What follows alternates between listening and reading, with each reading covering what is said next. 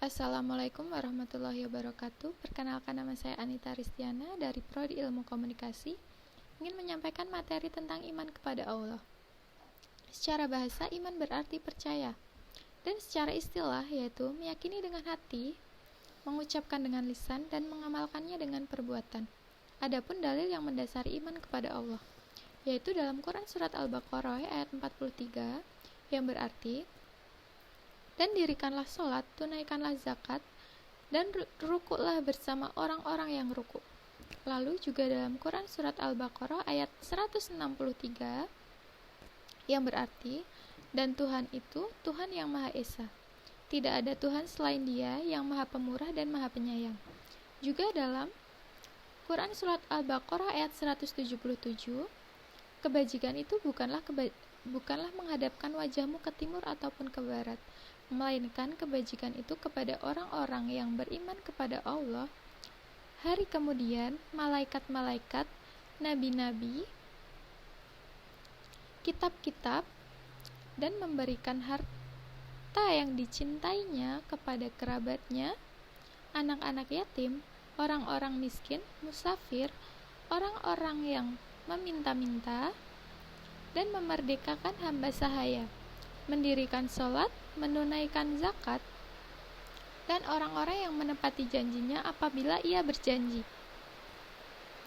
dan orang-orang yang bersabar dalam kesempitan, penderitaan, dan dalam peperangan.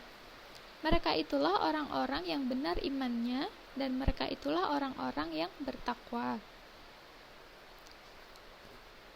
Selanjutnya,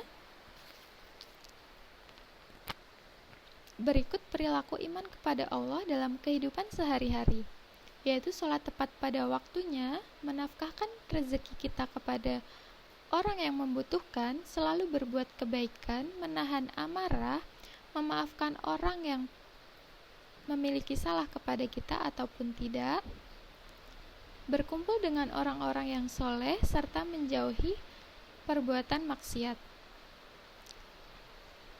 Lalu, hal yang dapat meningkatkan tingkat keimanan kita, yaitu memperbaiki salat, mentadaburi Al-Quran, mempelajari ilmu pengetahuan, mentadaburi alam semesta, menjalankan perintah Allah dengan cara konsisten, melakukan evaluasi diri, dan menjauhi lingkungan yang buruk. Selanjutnya, tauhid. Secara bahasa, bentuk masdar dari fi'il wahada yuwahidu, yang berarti menjadikan sesuatu satu saja. Secara istilah, menjadikan Allah sebagai satu-satunya sesembahan yang benar dengan segala kekhususannya. Tauhid dibagi menjadi 3, yaitu tauhid rububiyah, yang berarti mengesahkan Allah satu dalam perbuatannya, adalah itikad yang mantap bahwa hanya Allah yang mencipta, memberi rezeki, dan menghidupkan, mematikan, serta mengatur segala urusan makhluk, tidak ada sekutu baginya.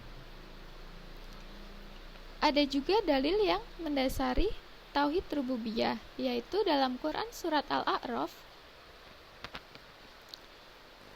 ayat 54, yang berarti, ingatlah, menciptakan dan memerintah hanyalah Allah, Maha Suci Allah, Rabb semesta alam.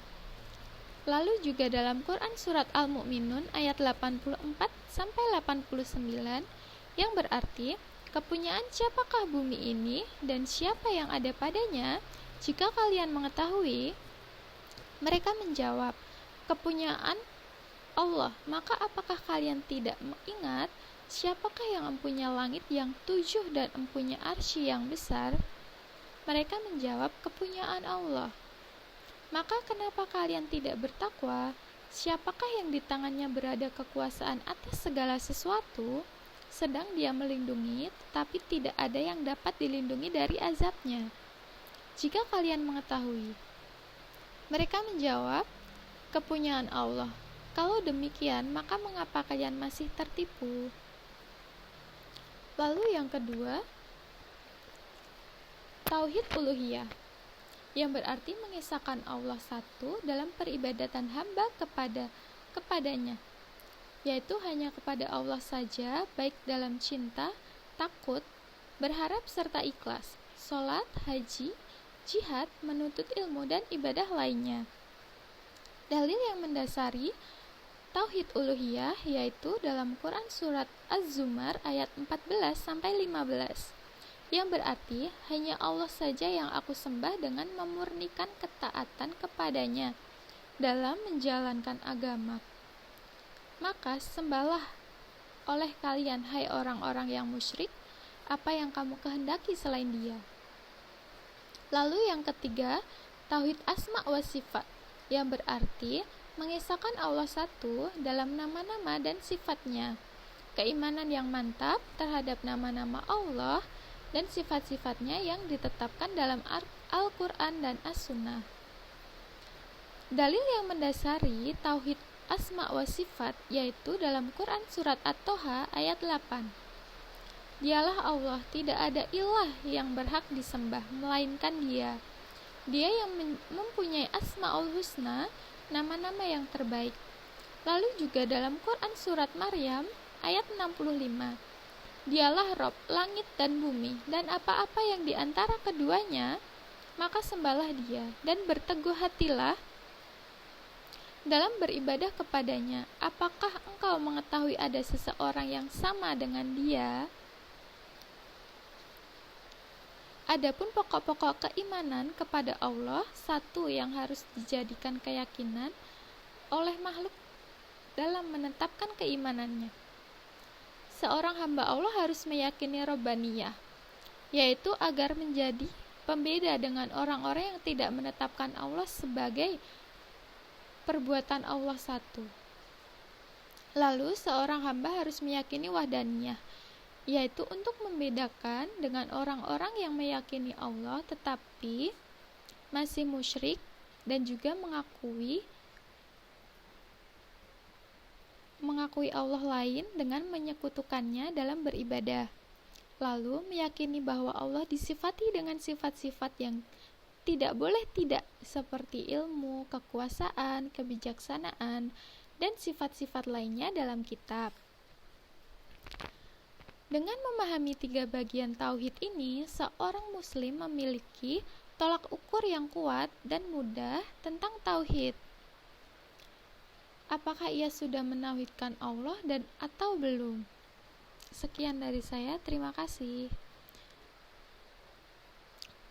Sumber yang saya dapat dari materi tersebut dari https smacorpri.bekasi.sch.id, lalu https dalamislam.com.